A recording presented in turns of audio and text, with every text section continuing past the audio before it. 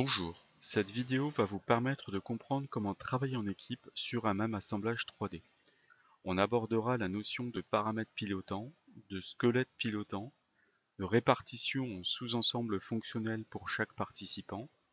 Ainsi, les membres de l'équipe pourront travailler simultanément avec le serveur Windshield.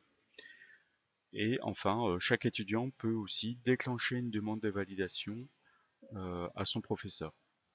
En conséquence, le projet se développera plus vite en ingénierie concurrente. Le travail de chacun sera bien identifié et l'évaluation de chaque participant sera facilitée. Cette vidéo forme aussi les étudiants à leur épreuve d'examen, à l'épreuve E51 du BTS CPI, appelée conception détaillée. Dans un premier temps, lancez Créoparamétrique et sélectionnez le bouton Sélectionner le répertoire de travail. Ensuite, choisir un dossier ou créer un dossier dans lequel seront rangés tous vos fichiers. Et je clique sur OK. Pour commencer, je vais créer un assemblage avec le bouton Nouveau. Je sélectionne le bouton type Assemblage. Je mets le nom de projet. Je fais OK. Encore OK. Dans un premier temps, je vais créer, avec le bouton Créer, un squelette. Voilà, standard. Je fais OK. OK. Il est placé par défaut.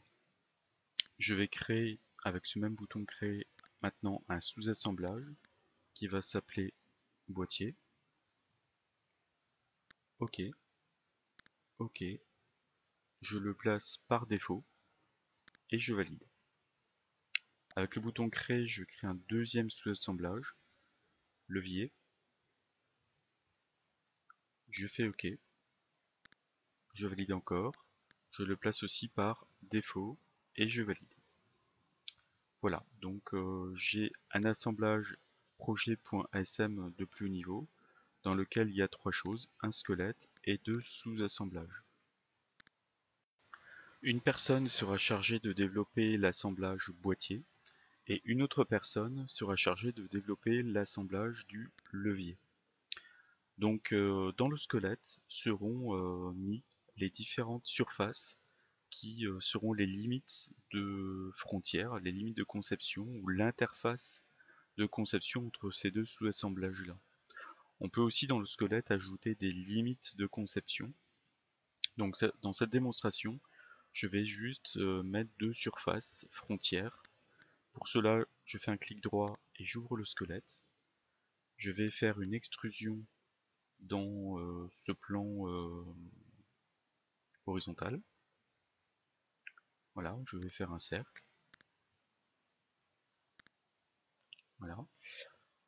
Euh, je vais mettre un diamètre de 30. Voilà. Je valide. Je vais orienter plutôt vers le bas. Et je choisis en tant que surface ici.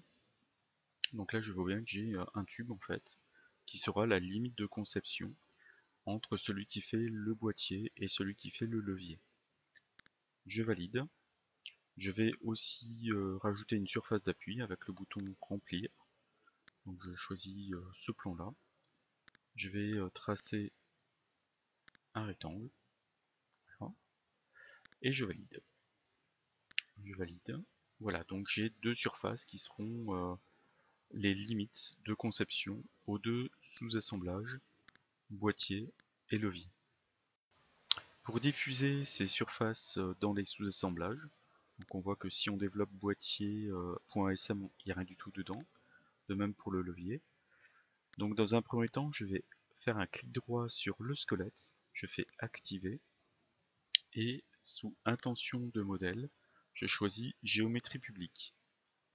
Et dans cette fenêtre jeu de surface, je vais sélectionner avec la touche contrôle les trois surfaces qui apparaissent en rouge ici. Voilà, et je valide. Je vois que si je développe ici, je vois apparaître une géométrie publique. Voilà, et donc maintenant je vais désactiver le squelette. Je vais donc activer l'assemblage général. Voilà. Et donc en activant le boîtier, donc clic droit activer, je vais faire une copie de géométrie et je vais sélectionner donc géométrie publiée et je valide. Je vois que maintenant j'ai une copie dans l'assemblage du boîtier. De même, j'active l'assemblage du levier et pareil, je vais donc faire une copie ici avec ce bouton copie de géométrie. Je cherche la géométrie dans le squelette et je valide. Et donc je vois que de même dans l'assemblage du levier, j'ai une copie de géométrie. Voilà, donc pour désactiver, j'active l'assemblage général.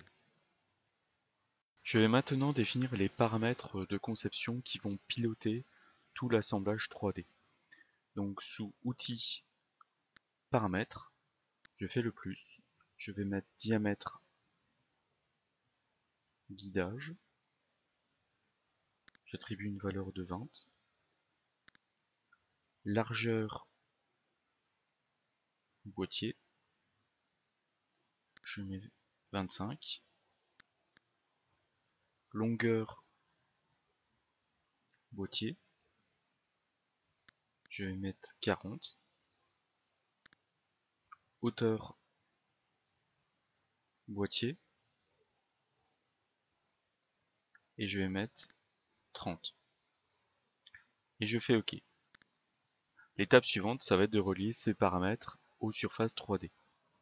Sous Outils Relations, donc clic gauche sur le bouton Relations, avec la souris je me mets en dessous en cliquant sur la touche Entrée en dessous de Relations, et un clic gauche dans l'arbre du modèle sur Extrusion 1, je vois apparaître les cotes.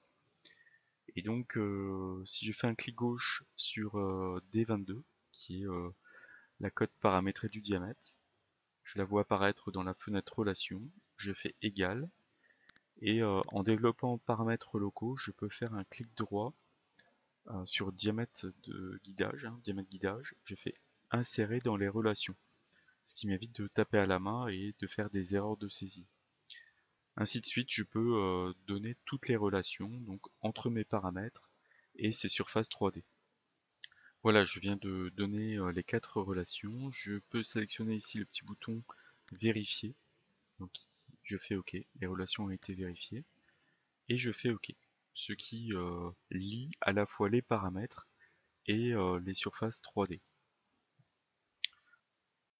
Maintenant, en cliquant sur le bouton régénérer, je vois apparaître les surfaces qui correspondent aux valeurs numériques des paramètres que j'ai attribués.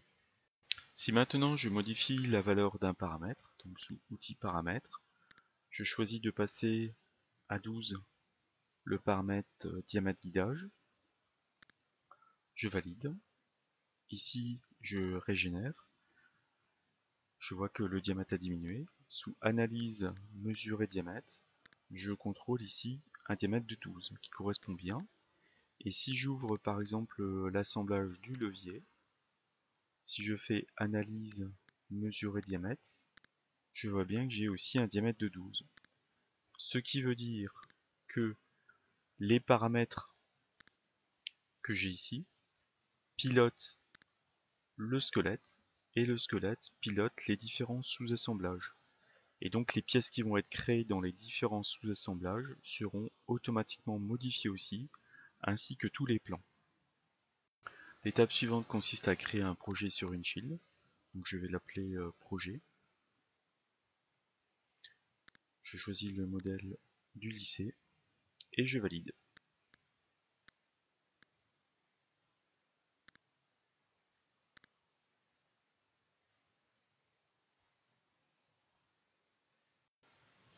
L'étape suivante va consister à déposer l'assemblage sur le serveur.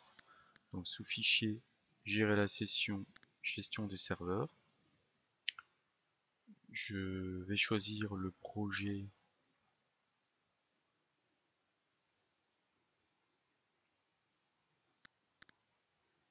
ici. Voilà. Donc au départ, dans l'armoire, je n'ai rien du tout. Je n'ai pas de fichier. Je vérifie bien que sous Gestion, des serveurs, je suis bien dans le bon projet. Et donc je vais tout simplement ouvrir mon assemblage, voilà, et je vais l'intégrer en automatique. Je supprime ce qu'il y a à l'écran et je peux remarquer que maintenant dans l'armoire, je trouve les 4 fichiers, donc à la fois l'assemblage de plus haut niveau, le squelette et les 2 sous-assemblages. L'étape suivante, c'est d'inviter les participants, donc sous l'onglet équipe hein, du projet. Donc je vais dire que le concepteur 1, je vais lui attribuer, voilà, je vais dire que l'étudiant 1 sera affecté au concepteur 1, voilà, donc il est invité. Et le concepteur 2, de la même manière, je vais l'inviter, voilà, le 2, au concepteur 2, et je fais OK. Donc voilà, mes deux participants ont été invités. Pour assurer la sécurité des fichiers 3D, je ne veux pas que les concepteurs modifient les paramètres de l'assemblage de plus haut niveau. Donc je coche l'assemblage, je fais Action, Gérer la sécurité, et je vais retirer le droit à tous les membres de l'équipe de modifier quoi que ce soit. Et je fais OK. De même, au niveau du squelette, je sélectionne le squelette, je fais Action, Gérer la sécurité, et de la même manière, je retire le droit de modification à tous les membres de l'équipe. Voilà. Ensuite, pour le boîtier, je fais Action, Gérer la sécurité, et à ce stade, je vais donner uniquement le droit au concepteur numéro 1 de modifier le sous-assemblage boîtier. Et je fais OK. Et enfin, pour le sous-assemblage levier, donc je sélectionne l'assemblage levier, Action, Gérer la sécurité, et donc de la même manière, je décoche ici, je fais appliquer, et je vais donner le droit uniquement au concepteur numéro 2 de modifier l'assemblage levier.asm. Voilà.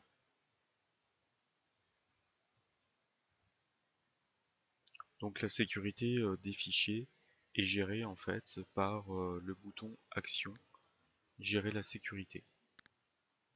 L'étudiant numéro 1 qui s'occupe du boîtier se log avec son compte, se connecte au projet, hein, donc sous gestion des serveurs. Il est bien sur le projet concerné. Donc là, il peut directement ici ouvrir son sous-assemblage ou même ouvrir l'assemblage de plus haut niveau, l'assemblage général. Donc là, en ouvrant juste son sous-assemblage, il va pouvoir en fait dessiner directement dans boîtier.asm. Donc ici, en créant une pièce, Créo demande de récupérer, donc je fais OK. Voilà. Et donc ici, on peut mettre boîtier, qui va être une pièce en fait ici. Je fais OK, je fais OK, et ici, on peut se placer par défaut.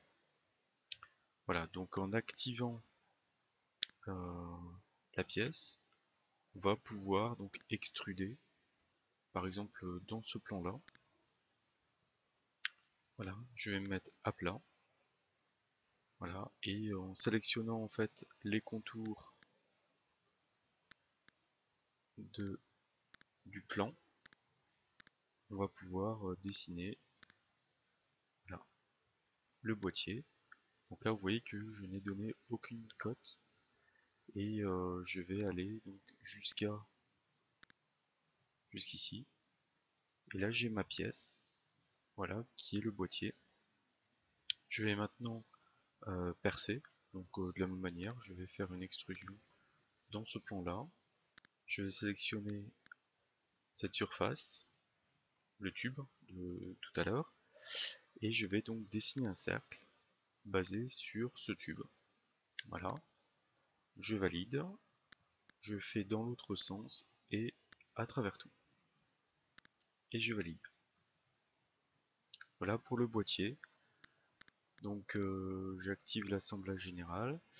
Et donc ici je n'ai plus qu'à enregistrer et charger.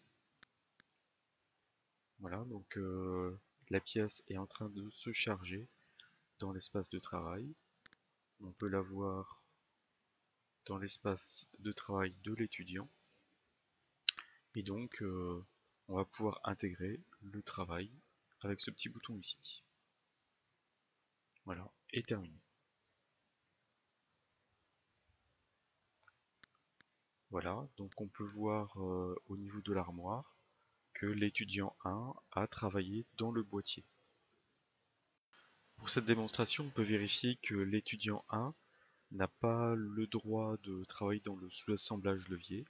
Donc même s'il cherche à l'ouvrir, comme ceci, et qu'il veut créer une pièce dans ce sous-assemblage, donc il peut récupérer l'assemblage, et on voit que en bas de l'écran, le message d'erreur, comme quoi ça s'arrête, il ne peut pas faire de modifications dans ce sous-assemblage. Donc on vérifie bien que la sécurité qui a été définie précédemment fonctionne correctement. L'étudiant 2 se connecte à Windshield, il peut travailler en même temps que l'étudiant numéro 1. Il peut aussi ouvrir directement ici l'assemblage de plus haut niveau ou son sous-assemblage à lui. Donc voilà son sous-assemblage. Avec le bouton créer, donc je récupère ici pour prendre la main sur ce sous-assemblage. Je fais OK. Je vais créer une pièce qui s'appelle levier. Je fais OK. Je vais placer par défaut. Et donc j'active la pièce. Et dans cette pièce là, je vais dans un premier temps travailler dans ce plan là. Et je vais sélectionner cette surface là comme référence. Je vois apparaître le cercle en orange et je m'aimante dessus. Voilà. Je valide. Je vais dans l'autre sens et jusqu'au bout de la pièce, jusqu'ici. Et je valide. Donc là, j'ai créé un axe. Je vais créer maintenant un épaulement sur la surface d'appui. Donc extrusion. Je sélectionne à clic gauche ce plan. Je me mets à plat. Je sélectionne cette référence ici à droite. Et je vais créer donc, voilà, je place le cercle tangent à la référence verticale. Et je valide. Et je valide. Voilà. Donc ensuite, je vais percer dans ce plan-là. Je vais me mettre à plat. Voilà. Je vais faire un trou. Voilà. Je valide. Je vais faire des deux côtés. Voilà. Et je valide. Donc on peut imaginer un axe qui rentre dans ce perçage-là, qui fait office de levier. Le travail est terminé, donc enregistré et chargé, ce qui permet de charger ce qui a été fait sur le serveur. Voilà. Et donc ici, au niveau de l'espace de travail, on voit qu'il y a une nouvelle pièce. Donc je sélectionne à la fois le sous-assemblage levier et la pièce supplémentaire, et je fais intégrer. Et terminé. Voilà. Et si on regarde maintenant dans l'armoire, on voit le travail qui a été réalisé à la fois par l'étudiant 1 et l'étudiant 2. Et si on ouvre le projet .asm, l'assemblage de plus haut niveau, on voit le travail de toute l'équipe, donc le travail de l'étudiant 1 et de l'étudiant 2. Et on peut développer, voir un petit peu les différentes pièces qui ont été créées, donc comme cette pièce là, ou cette pièce ici. On peut voir ici que c'est l'étudiant 2 qui est logué. S'il ouvre l'assemblage de plus haut niveau, on voit que sous paramètres, s'il cherche à modifier une longueur, Donc il va demander de récupérer l'assemblage. Et si je fais OK, on voit en bas de l'écran que le message d'erreur comme quoi ça a été abandonné et que l'étudiant 2 n'a pas les droits de modification des paramètres de l'assemblage de plus haut niveau. Donc là, de même, c'était pour bien vous montrer que la gestion de la sécurité des fichiers 3D fonctionne très bien. L'enseignant chef de projet, quant à lui, peut ouvrir l'assemblage de plus haut niveau et aller sous outils paramètres et changer par exemple le diamètre de guidage, faire modifier. Donc on récupère l'assemblage de plus haut niveau. Et donc ici on peut mettre un diamètre de guidage de 8 par exemple, une hauteur de boîtier de 50, voilà. Et si on régénère, voilà, donc on voit que la pièce levier a changé de taille, ainsi que la pièce boîtier qui a changé aussi automatiquement de taille. Et donc, pour résumer, on voit bien que les paramètres qui ont été définis diffusent leurs valeurs numériques dans le squelette, et donc le squelette modifie automatiquement les sous-assemblages, donc forcément les pièces qui les constituent, et ainsi de suite jusqu'au plan. Suite à cette démonstration, on peut aller plus loin, d'une part en travaillant avec davantage d'étudiants sur un même assemblage 3D. On peut ajouter des annotations 3D pour gagner en clarté de communication. On peut aussi utiliser plusieurs squelettes de mouvement si on a un assemblage articulé. On peut aussi définir des géométries publiées différentes pour chaque personne de l'équipe. Et on peut aussi demander au concepteur de déclencher un cycle de validation. Donc on a vu dans cette vidéo une partie du travail en bureau d'études avec un environnement usuel à la profession, donc avec un outil de CAO, PDM, PLM. Donc on a vu le travail en équipe, la gestion des fichiers, l'organisation du travail de groupe, des règles de fonctionnement, et donc comment finaliser une maquette numérique 3D structurée, robuste et évolutive de l'étude.